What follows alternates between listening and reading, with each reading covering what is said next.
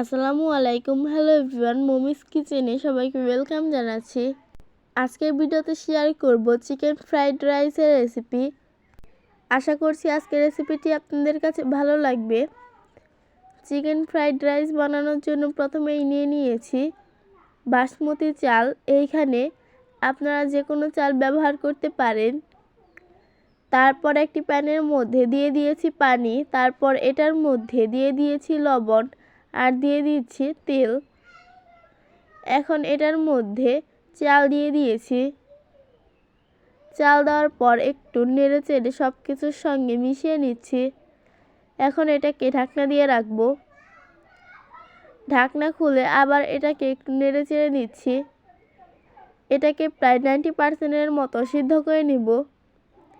সিদ্ধ করা হয়ে গেলে একটি স্ট্রেনারের মধ্যে এটাকে নামিয়ে নিব এবং পানিগুলো ঝরতে দিব। তারপর একটি প্যানের মধ্যে দিয়ে দিচ্ছি তেল। তেল দেওয়ার পর দিয়ে দিচ্ছি পেঁয়াজ কুচি। পেঁয়াজ কুচি দেওয়ার পর দিয়ে দিচ্ছি কাঁচামরিচ ফালি। এখন এগুলোকে কিছুক্ষণ ভেজে নিব। প্রায় 2 মিনিটের মতো এগুলোকে ভেজে নিব। এখন এটার মধ্যে দিয়ে দিয়েছি 2টা এলাচ।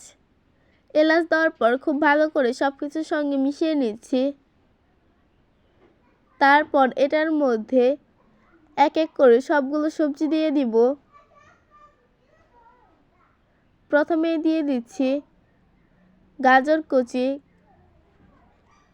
এইখানে গাজরগুলোকে এরকম করে কেটে তারপর এটার মধ্যে দিয়ে দিয়েছি। তারপর দিয়ে দিয়েছি মটরশুঁটি। এখন এই সবজিগুলোকে খুব ভালো করে ভেজে নিতে হবে। এই সবজিগুলোকে প্রায় 3 থেকে 4 মিনিটের মতো ভেজে নিব।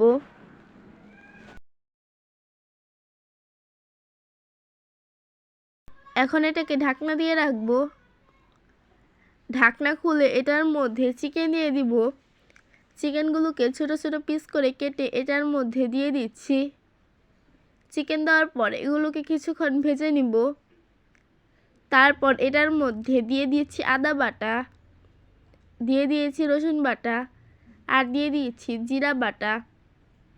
তার সাথে সামান্য পরিমাণ লাল মরিচের গুঁড়াও দিয়ে দিচ্ছি।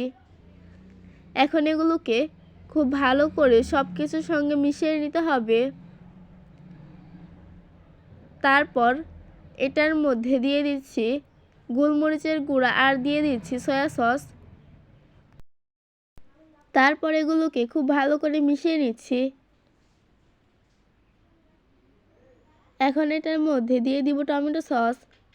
টমেটো সস দেওয়ার পর আবারও একটু মিশিয়ে নিব। তারপর এটার মধ্যে দিয়ে দিব টমেটো ফালি। টমেটো দেওয়ার পর এখন আবারও সব কিছুর সঙ্গে মিশিয়ে কিছুক্ষণ এটাকে ভেজে নিব। এখন এটার মধ্যে বাসমতি চালের ভাত দিয়ে দিব। তারপর খুব ভালো করে এটাকে মিশিয়ে নিব। মেশানো হয়ে গেলে এটার মধ্যে দিয়ে দিব কাঁচামরিচ ফালি। তারপর আবারও একটু মিশিয়ে নিব। আর ফ্রাইড রাইসটা কিন্তু একদম তৈরি হয়ে গিয়েছে। এখন একটু প্লেটের মধ্যে নামিয়ে নিব। আজকের চিকেন ফ্রাইড রাইসের রেসিপি কেমন লাগলো অবশ্যই কমেন্ট করে জানাবেন। ভিডিওটি ভালো লাগলে লাইক কমেন্ট শেয়ার করতে ভুলবেন না। আজকের মতো এ পর্যন্তই। আল্লাহ হাফেজ।